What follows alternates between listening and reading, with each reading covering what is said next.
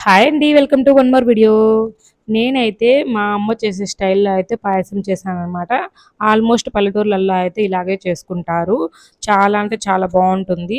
పాలు వేయకుండా ఉంటే తర్వాత రోజుకైతే ఇంకా టేస్ట్‌గా ఉంటుందనమాట. పాలు వేసుకుంటే ఆ రోజే తినేసేయాలి. ఇక్కడైతే కడాయి తీసుకొని 2 లీటర్లు అయితే వాటర్ యాడ్ చేసుకున్నాననమాట. వాటర్ అయితే అక్కడ కాగుతూ ఉన్నాయి. ఇంక పక్కన కడాయి తీసుకొని కొంచెం నెయ్యి యాడ్ చేసుకొని జీడిపప్పులైతే వేపుకొని పక్కన పెట్టేసుకుంటున్నాను.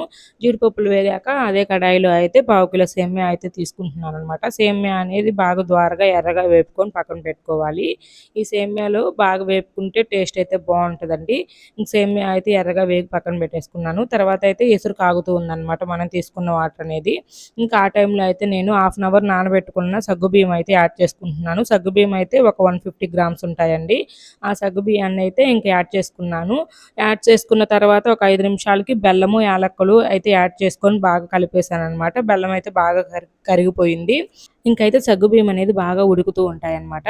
ఇంకా అదే టైంలో ఒక 5 నిమిషాల తర్వాత సేమియా అయితే యాడ్ చేసుకున్నాను. సేమియా యాడ్ చేసినప్పటికి మొత్తం కూడా ఒకసారి కలిపేయాలి.